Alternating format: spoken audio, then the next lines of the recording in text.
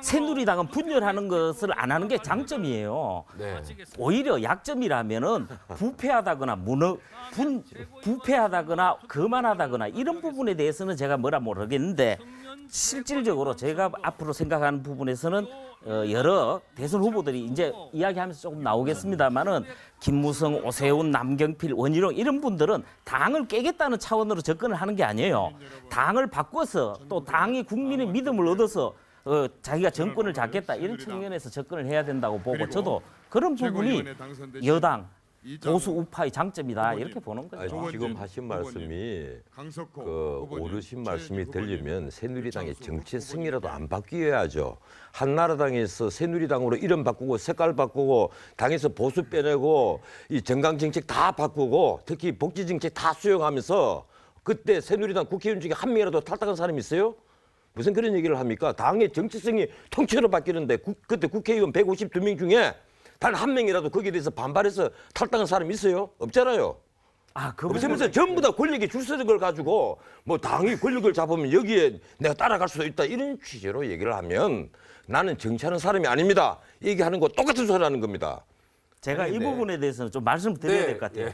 당명 바꾸는 걸로 치자면 여야가 서로 지지를 않아요. 오히려 여당은 거의 바꾼 적이 없어요. 야당이 늘 바꿨지. 내가 지금 야당 입장에서 얘기하는 것이 아니고 국민 입장에서 얘기하는 거예요. 복지 정책을 말씀하시는 부분은 제가 이런 말씀 좀 드리고 싶어요. 복지를 포함해서 경제 정책이나 모든 정책은 전체의 정책이라는 틀이 있습니다. 군사, 외교, 정치, 행정, 경제, 사회, 문화 이런 부분들이 있습니다. 그런 부분 중에서 현실적으로 그 시대에 맞게 변화를 하거나 저는 이런 부분을 인정합니다.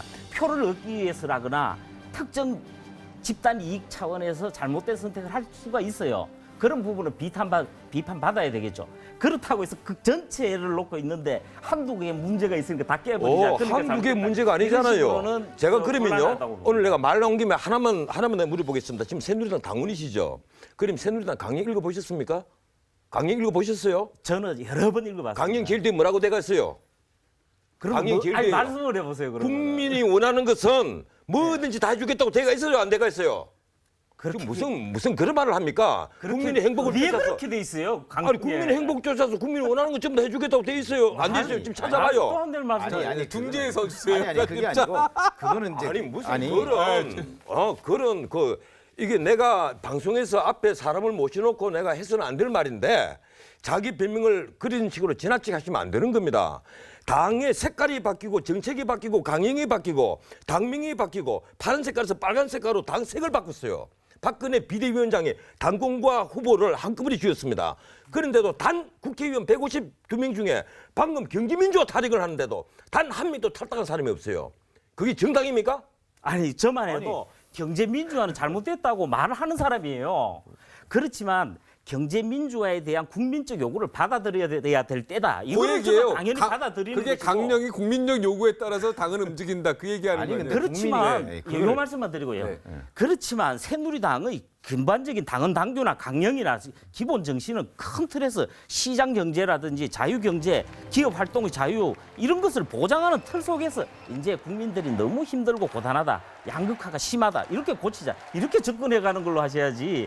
그렇다고 해서 전반적으로 부정으로 접근하는 건 심하죠. 당시에 당 소속 의원들이 당헌 당규를 바꾸고 강령을 바꾸고 정강 정책을 바꾸는데 누가 개입을 했어요? 외부에서 온 비대위원들이 전부 다 맞는 것 아니에요? 거기에 대해서 이런 방법 말도 하지 못하고. 그렇게 바꿨다고 그래서 그게 당의 정체성이 바뀌었다고 저는 생각지 않습니다. 왜 그러냐면 당의 정체성이라는 건 그거보다 보다 근본적인 문제를 바뀌어야 되는 거지 이건 정책의 방향을 바꾼 거예요. 정책의 방향은 당연히 바꿀 수 있죠. 영국에 뭐 보수당하고 노동당은 그렇게 안 바뀌었나요? 그렇게 바뀌어서 다 집권을 하는 거예요. 그런데 그걸 가지고 정체성 자체가 흔들렸다라고 얘기해서 왜 그때 탈당 안 했느냐 이렇게 얘기하는 건 굉장히 무리한 주장이다. 저는 김종인 그렇게 의원이 경제민주를 주장을 하고 잠깐만요. 김종인 의원이요 경제민주화 주장하면서 경제민주화가 뭐냐 새누리당 국회의원 152명 중에 한 명도 모른다. 바로 옆에서 얘기했을 거예요. 다른 방송에 있었을 때. 다 몰랐어요. 노동자가 기업 경영에 참가하는 것이 경제민주화다. 이 얘기를 하면서 당에서 뭐라고 얘기했습니까? 당에서 보수 빼내자. 보수를 빼내자고 얘기를 했어요. 그런데 명색이 보수층을 대변한다는 한나라당이 새누리당으로 이름을 바꾸면서 보수를 빼내자고 하는데 어느 국회의원 하나 단 한 명도 거기에 대해서 이의를 제기를 못해. 그게 그게 민주정당입니까? 네, 옳습니다. 그런데요, 지금 오늘 전당대회니까 자 이정현 당대표가 되면은 저는 솔직히 말해서 네, 아직도 성함을 모릅니다. 그런데 당에 황경경 대해서 전 의원, 네. 당이 새로운 주자가 나오면 여기에 따라서 따라가면 또 친머가 생긴다고 얘기를 하니까 한눈에 기가 막혀서 들은 얘기예요. 네. 권력자를 따라서 친박이 생기고 친김이 생기고 친이가 생긴다? 그게 민주정당이에요? 무슨 이 민주정당을 민주정치를 하시겠다는 분이 권력에 따라서 줄 서면 친박이 있고 제가 친이가 좀 생겨요? 말씀드려야 될 것 같은데. 근데 제가 볼 원론적으로는 때는- 전원주 변호사 말이 또 맞아요. 아니죠. 아닙니까? 이거는 제가 볼 근데- 때는 하나의 경향을 설명을 하는 거에 대해서 경향이 아니고 제가 볼 그게 때는 말꼬리를 옳다고 잡아가지고 말씀을 하신 거예요. 말꼬리 그- 잡는 게 아니에요. 그건 가장 제가 기본적인 언제 옳다고 문제예요. 그랬어요, 그 부분이. 아, 그렇게 되는 것 아닙니까라고 얘기하지 않습니까? 그런 흐름의 경향을 말씀드린 것이지. 아니 이게 그게 지금 옳다고 말씀하시는 거는 그거는- 그러니까 몰라 그러니까 말씀하시는 게 이제 뭐 본인의 소신이고 그래서 좋은데 저희가 보는 현실 정치하고는 좀 거리가 있다고 생각해요. 저는 제가 여기는 기자로서 학자니까요. 그러니까 제가 기자로서 봤던 현실 정치와는 거리가 있다. 네, 왜냐하면 기자로 봤을 땐 현실 뭡니까? 정치는 사실 힘이 있는 쪽을 쫓아가요. 그건 여당이건 야당이건 마찬가지입니다. 네. 그러다 보니까 지금 이정현 의원이 당 대표가 됐잖아요. 네. 그렇게 되고 그분이 저 확실한 친박 아닙니까? 그러니까 이제 당은 친박 중심으로 다 재편되는 것이고, 자 앞으로 그럼 당청 관계는 어떻게 될 것이냐? 그거는 뭐 청와대의 여의도 출장소 비슷하게 될 거예요. 그러면 이제 그 부분에 관한 국민적 비판을 희석시키기 위해서 이정현 신임 당대표가 아마 정치보다는 정책적으로 노선을 좀 바꿀 가능성이 있어요. 그렇게 되고, 자 그러면 대야 관계는 어떻게 되느냐? 청와대에서 여러 가지 뜻과 사실 새누리당이 전혀 변동이 없을 거예요. 그렇게 되면 대야 관계는 지금보다 훨씬 더 악화될 겁니다. 네, 그렇지 대한민국. 않겠습니까? 그렇게 자, 저는 판단을 한다는 이정현 거죠. 후보가 예상을. 개파주의 없애겠다, 지역주의 없애겠다 일단 말은 선언했는데 실제적으로 이게 될 거라고 보십니까? 개파주의 없애고 지역주의 없애는 게? 제가 볼 때는 이정현 신임 당대표 거듭 축하드린다는 말씀을 드리겠는데 네. 이제 내용으로 접근하면 이제 다르게 할 수밖에 없어요. 개파주의를 없앨 수는 없죠. 이미 본인이 개파주의 한계의 틀 속에 있으신 분이에요. 네. 특히 친박이라는. 네. 사실 새누리당은 개파라는 것이 친박 하나 딸랑 있습니다. 네. 그런데 이 세력이 워낙 커서 당 전체의 한 60-70% 비중, 작게는 70%고 많이 볼 땐 70%도 넘어요. 네. 이런 압도적인 비중을 가지고 있는 현실 속에서 또 그리고 당선되는 과정에서 제가 볼 때는 박근혜 대통령이 주장한 정책 노선이나 현실 시국 상황에 대해서 거의 벗어나지 않는 접근을 했어요. 네. 대표적인 게 이주영 후보나 한승규 후보조차도 우병우 청와대 민정수석 사퇴 문제에서는 사퇴 찬성이라 그랬거든요. 네. 그 부분에서도 입장을 유보한 분이에요. 그리고 본인이 그렇게 했잖아요. 자기가 광주에서 선거를 떨어진 걸 쓰레기통에 버려졌다고 표현을 하셨는데 그걸 끄집어내서 청와대 정무수석, 홍보수석을 해준 분이 박근혜 대통령이다. 이분의 뜻을 따르겠다는 거거든요. 네. 그렇게 되면은 그 새누리당이 제가 우려하는 부분이 대리인 정당, 조금 심하게 비하하는 분들은 그 비서정당 이런 식의 모습에서 더 벗어나는 개파 차원보다도 넘어서. 더 심한 이런 비판이 나올 수 있겠죠. 네. 어떻게 보십니까? 개파주의, 청산, 지역주의.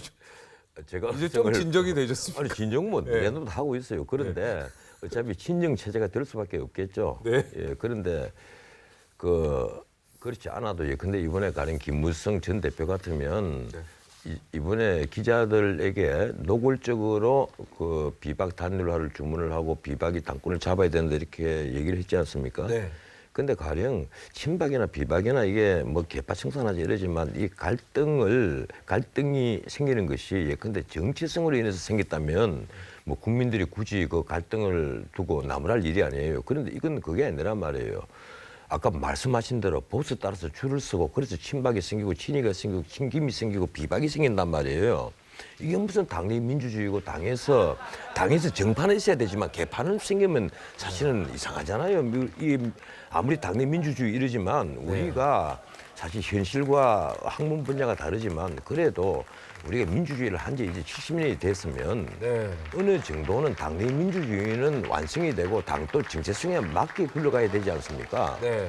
지금 예컨대 전 세계에서 집권 여당치고요 당명에 이렇게 당의 정체성이 드러나 있지 않은 정당이 어디 있어요? 그런데 나는 솔직히 말해서 이주영 의원보다는 난 주호영 의원이 당대표가 됐으면 그나마 좀 계획이 되지 않겠느냐 하는 기대를 했어요. 그럼 이정현 의원이라고 해도 뭐 계획성이 없는 건 아니지만 다 생각은 아니 그분이 워낙 이게 박근혜 대통령의 호위무사의 칼을 자임을 한 분이니까 당의 개혁은 나는 어느 정도 물 건너 갔다고 생각을 합니다.